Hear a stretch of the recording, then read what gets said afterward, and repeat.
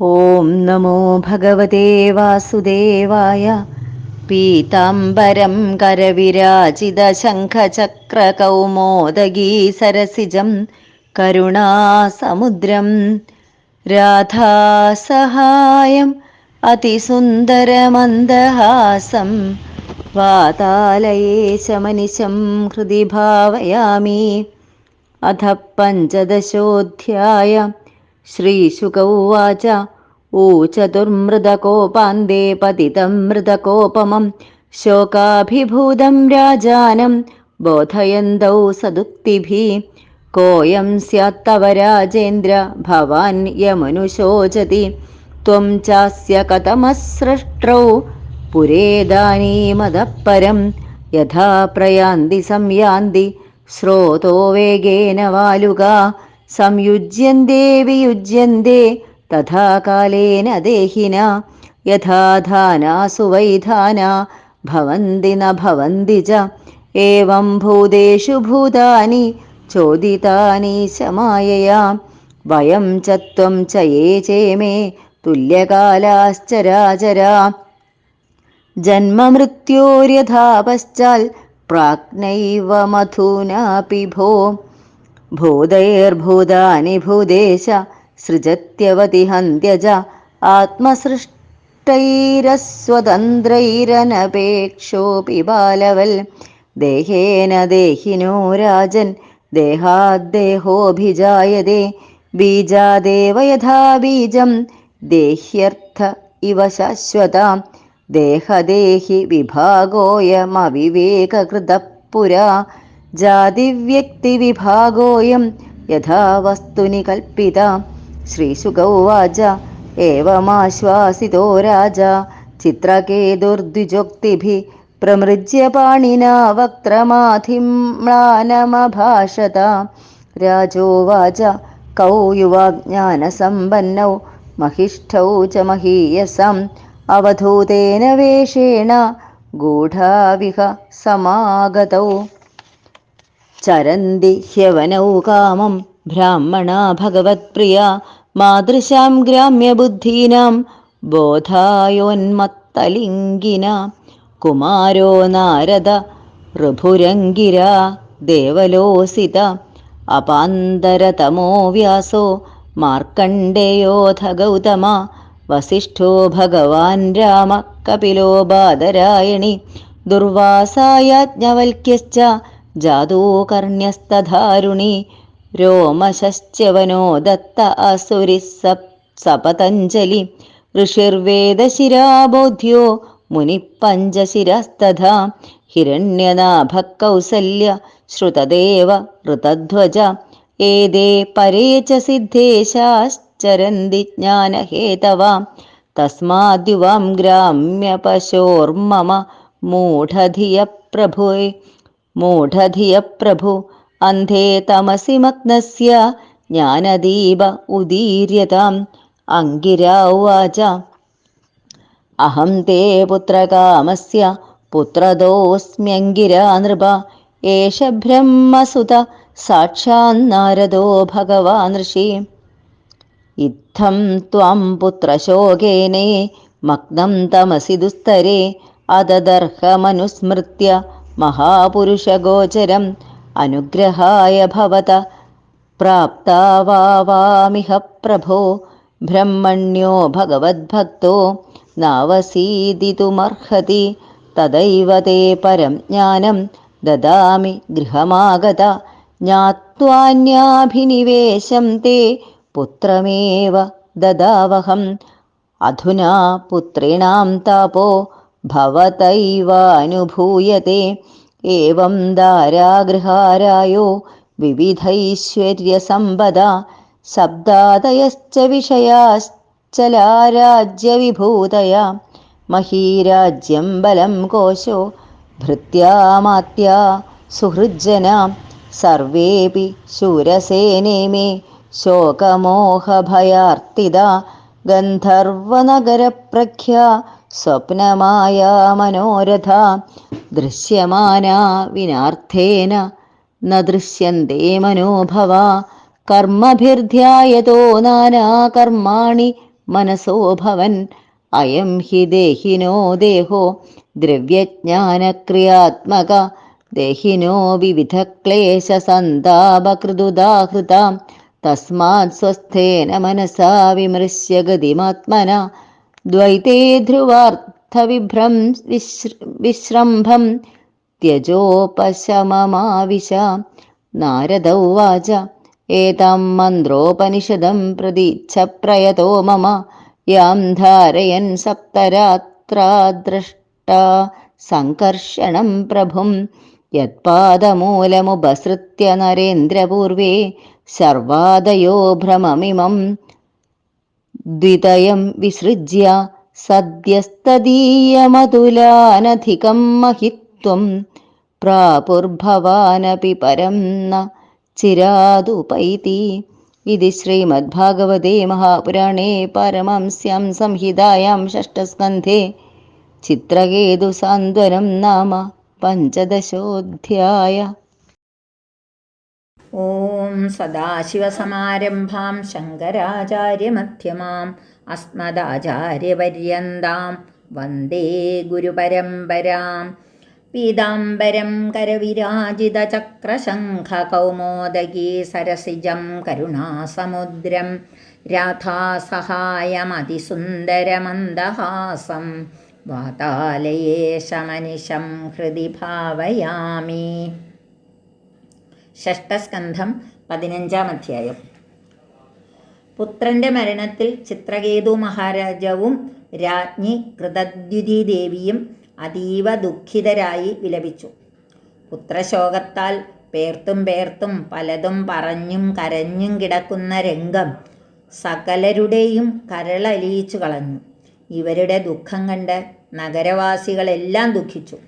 രാജാവിനെയും ഭാര്യയെയും സമാശ്വസിപ്പിക്കാൻ ആർക്കും കഴിയാതെ വിഷമിച്ച അവസ്ഥയിൽ അങ്കിരസുമുനി ശ്രീ നാരദ മഹർഷിയോടൊപ്പം അവിടെ എത്തിയ രംഗം പറഞ്ഞുകൊണ്ടാണ് കഴിഞ്ഞ അധ്യായം ഉപസംഹരിച്ചത്. പുത്രശോകം മൂലം വിചാരശക്തി കുറഞ്ഞ് പുത്രൻ്റെ മൃതശരീരത്തിന് സമീപം വീണ് വിലപിക്കുന്ന രാജാവിനെയാണ് മഹർഷിമാർ കണ്ടത്. ഈ അവസ്ഥയിലുള്ള രാജാവിന് ശ്രീനാരദനും അങ്കിരസും കൂടി സതുപദേശം ചെയ്ത് ദുഃഖം ശമിപ്പിച്ചു എന്ന് ശ്രീ ശുകമഹർഷി പരീക്ഷിത് രാജാവിനെ അറിയിച്ചു. അനേകകാലം അനപത്യ ദുഃഖം അനുഭവിച്ച രാജാവിനുണ്ടായ ഉണ്ണി അകാലത്തിൽ മരണമടഞ്ഞ ഈ അസഹ്യ ദുഃഖം ശമിപ്പിക്കൽ അത്ര എളുപ്പമല്ല. സാധാരണ ആർക്കും ഇത് സാധ്യവുമല്ല. ഈ മഹർഷിമാർക്ക് അത് സാധിച്ചു. കോയം സ്യാത് തവ രാജേന്ദ്ര ഭവാൻ യമനുശോചതി ത്വം ചാസ്യ കഥമസൃഷ്ടോ പുരേദാനീമതഃ പരം. അല്ലയോ രാജശ്രേഷ്ഠ, വിവേകപൂർവമായിരിക്കേണ്ട അങ്ങിപ്പോൾ ഈ കുട്ടിയുടെ മരണത്തെക്കുറിച്ച് ദുഃഖിക്കുന്നുണ്ടല്ലോ. ഇവൻ അങ്ങയ്ക്ക് ആരാണ്? ഇവൻ അങ്ങാര്? ഇവൻ എൻ്റെ പുത്രനും ഞാൻ ഇവൻ്റെ പിതാവും എന്നാണെങ്കിൽ ഇതിന് തൊട്ടു മുമ്പത്തെ ജന്മം ഇവൻ ആരുടെ പുത്രൻ, അങ്ങ് ആരുടെ പിതാവ്? ഒരു ജന്മത്തിൽ പിതാവ്, പുത്രൻ, പൗത്രൻ ഇങ്ങനെയൊക്കെയുള്ള ബന്ധങ്ങൾ കഴിഞ്ഞതിലും വരാൻ പോകുന്നതുമായ ജന്മങ്ങളിലുമെല്ലാം തുടരുമെന്ന് യാതൊരു നിയമവുമില്ല. തുച്ഛമായ ഈ കാലയളവിലെ ബന്ധങ്ങൾക്കൊന്നും ഒരർത്ഥവുമില്ല, അവയൊന്നും ശാശ്വതവുമല്ല. ഈ സംഗതി നല്ലൊരു ഉദാഹരണത്തിലൂടെ അടുത്ത ശ്ലോകം വ്യക്തമാക്കുന്നു. യഥാ പ്രയാന്തി സംയാന്തി ശ്രോതോ വേഗേന വാലുക സംയുജ്യന്തേ വിയുജ്യന്തേ തഥാ കാലേന ദേഹിന. നദിയിലെ ജലപ്രവാഹത്തിൽ വലുതും ചെറുതുമായ ധാരാളം മണൽത്തരികൾ കൂടി ഒഴുകുമല്ലോ. ഇവയെല്ലാം ഒരു സംഘമായി പിരിയാതെ എപ്പോഴും ഒഴുകുക എന്നത് അസാധ്യം. മണൽത്തരികൾ ചിലത് ഒന്നായി തീരുകയും ചിലത് വേർപിരിയുകയും ചെയ്യുന്നു. ഇതുപോലെ തന്നെയാണ് ശരീരികളും. ചിലർ യോജിക്കുന്നു, ചിലർ പിരിയുന്നു. എപ്പോൾ ഏവ കൂടിച്ചേരുന്നു, ഏതേതു വേർപിരിയുന്നു ഇതൊന്നും ആർക്കും അറിയാനോ പറയാനോ സാധ്യമല്ല. ധാന്യങ്ങൾ, നെല്ല്, ഗോതമ്പ്, യവം മുതലായവ അതതിൻ്റെ ചെടികളിൽ നിന്നുണ്ടാകുന്നു. അവയ്ക്കുമില്ലേ പിതൃപുത്രഭാവം? ആ സസ്യങ്ങളിൽ ധാന്യങ്ങളുണ്ടായാൽ സന്തോഷമോ നശിച്ചാൽ സങ്കടമോ കാണുന്നില്ലല്ലോ. ഇതുപോലെ തന്നെ ഈശ്വരമായയാൽ ഭൂതങ്ങളിൽ നിന്ന് ഭൂതങ്ങളുണ്ടാകുന്നു, ഉണ്ടായവരില്ലാതാകുന്നു. അതിനെ ചൊല്ലിയൊന്നും ദുഃഖിക്കുന്നതിൽ യാതൊരർത്ഥവുമില്ല. യുക്തിക്ക് യോജിക്കുന്നതുമല്ല അത്.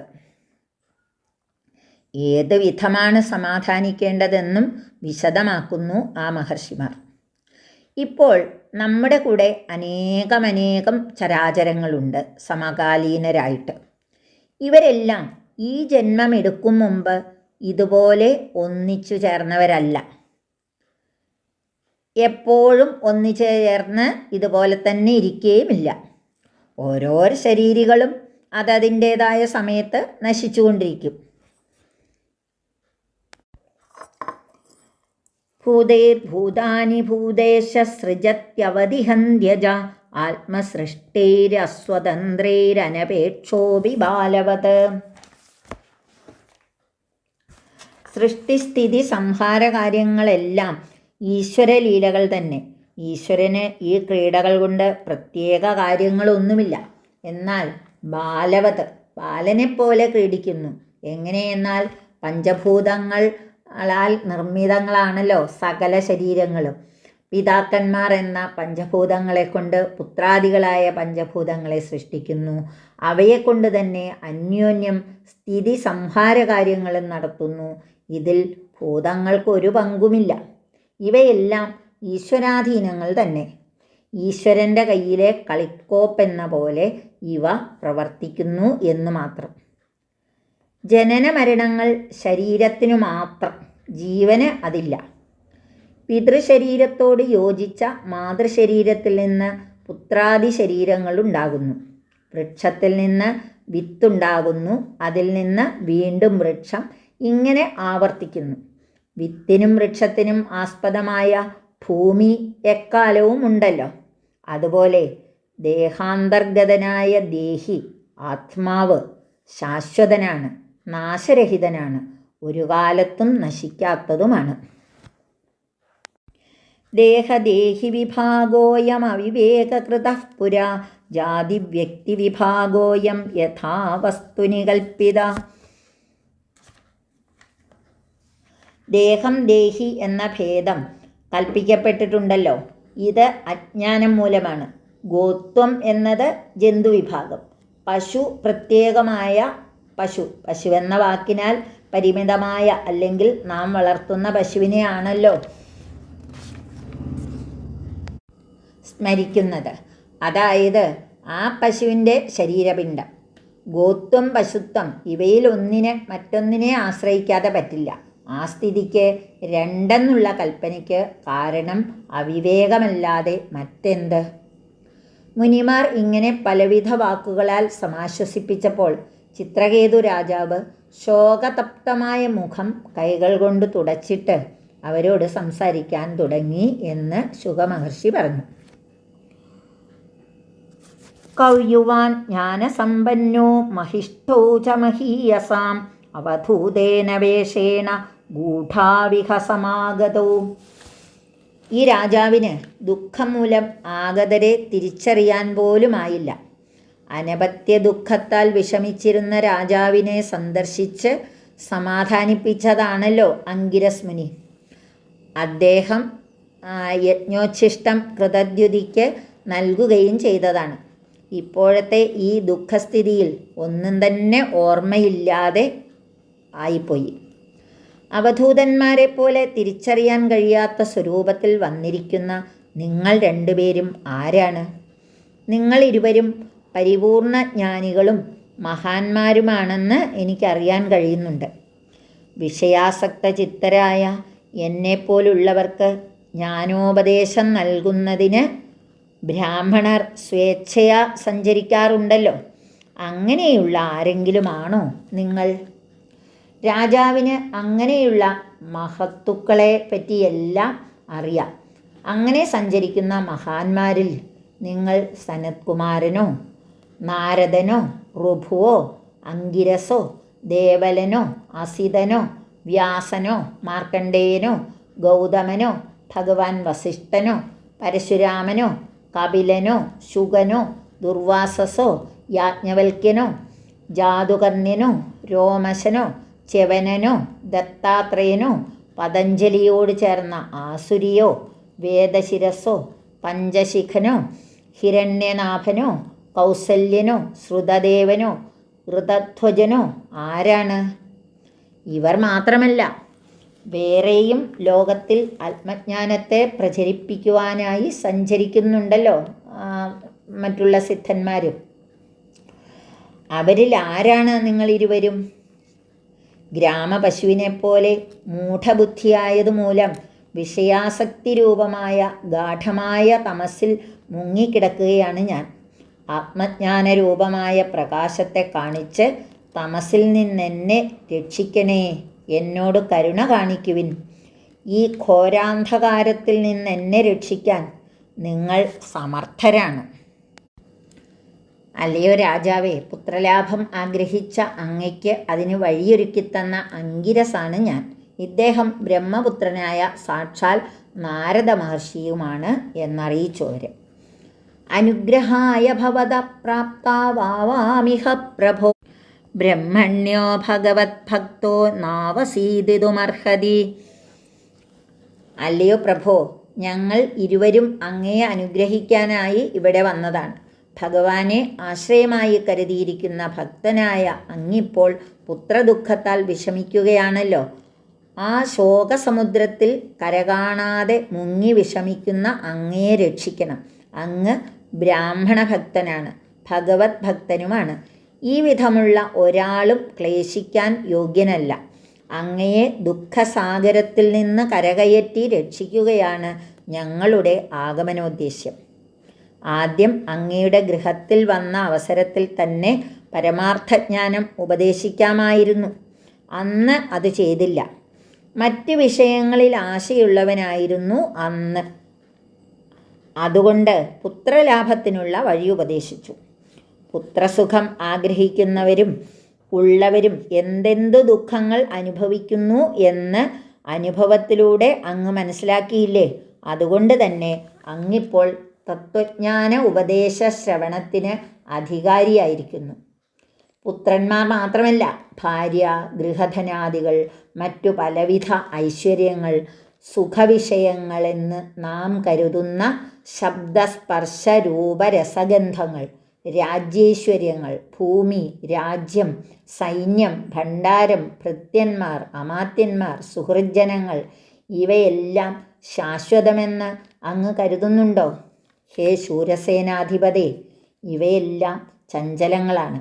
മാത്രമല്ല ഇവയെന്താണ് നൽകുന്നത്?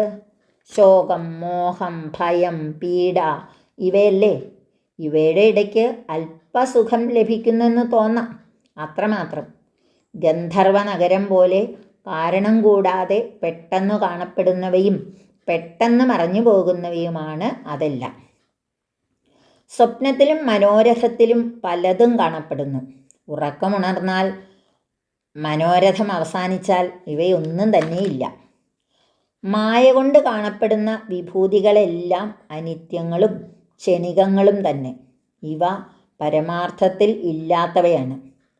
പക്ഷേ ജന്മാന്തര കർമ്മവാസനകൾ മൂലം ഇവയെ നിരന്തരം ധ്യാനിക്കുന്നതുകൊണ്ട് മനോമാത്ര വിലസിതങ്ങളായി കാണപ്പെടുന്നു.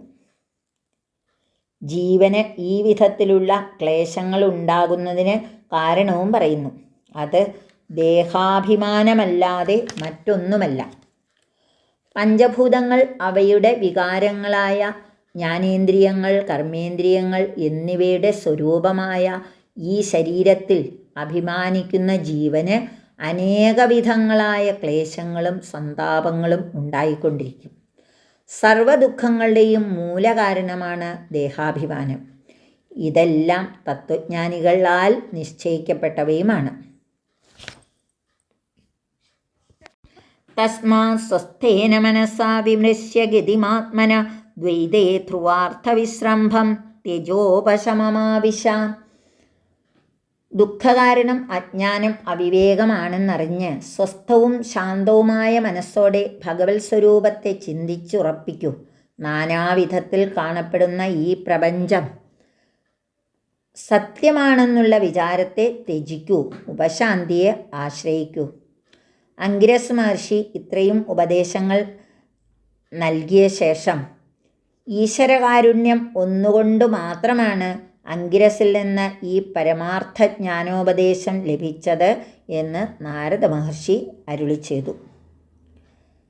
ഈശ്വരപ്രസാദ സിദ്ധിക്കു കാരണമായ ശ്രേയസ്കരമായ മന്ത്രരൂപമായ ഉപനിഷത്തിനെ ഉപദേശിക്കാനും നാരദ മഹർഷി സന്നദ്ധനായി. ആ മന്ത്രോപാസന കൊണ്ട് 7 രാത്രിക്കുള്ളിൽ ശ്രീ സംഘർഷണ ഭഗവാനെ സന്ദർശിക്കാനിടവരും. അതുകൊണ്ട് ഭക്തിപൂർവം മന്ത്രം സ്വീകരിക്കാൻ ഉപദേശിച്ചു നാരദർ. സംഘർഷണമൂർത്തിയെ സന്ദർശിച്ചാൽ എന്തു പ്രയോജനമെന്ന് അധ്യായത്തിൻ്റെ അവസാന ശ്ലോകത്തിൽ പറയുന്നു. യത്പാദമൂലമുപസൃത്യ നരേന്ദ്ര പൂർവേ സർവാദയോ ഭ്രമമിമം ദിതയം വിസൃജ്യ സദ്യസ്തദീയമതുലാനധികം മഹിത്വം പ്രാപുർഭവാനപി പരം നചിരാതുപൈതി. സംഘർഷണ സന്ദർശനത്തിൻ്റെ ഫലശ്രുതി ഉപദേശിച്ചു നാരദ മഹർഷി. സംഘർഷണ ഭഗവാന്റെ പാദമൂലത്തെ ആശ്രയിച്ച് പൂർവന്മാരായ ശ്രീശിവൻ മുതലായവർക്ക് ദ്വൈതഭ്രമത്തെ ഉപേക്ഷിച്ച് നിരതിശയമായ ഭഗവൻ മാഹാത്മ്യത്തെ പ്രാപിക്കാൻ സാധിച്ചു. അതുപോലെ അങ്ങയ്ക്കും അധികം വൈകാതെ ഭഗവൻ മഹിമയെ സാക്ഷാത്കരിക്കാനിടവരും എന്നതിന് യാതൊരു ശങ്കയും വേണ്ട എന്ന് നാരദ മഹർഷിയുടെ ഉറപ്പോടെ ഈ അധ്യായം ഉപസംഹരിക്കുന്നു. ദ്വൈതഭ്രമം ഉപേക്ഷിച്ച് ഈശ്വരമഹിമയെ പ്രാപിക്കാൻ ഇടവരട്ടെ എന്ന് നമുക്കും പ്രാർത്ഥിക്കാം. ഈ വാക്കുകൾ ഗുരുപരമ്പരയുടെയും ഭഗവാന്റെയും പാദപത്മങ്ങളിൽ സമർപ്പിക്കുന്നു. എല്ലാവർക്കും നമസ്കാരം.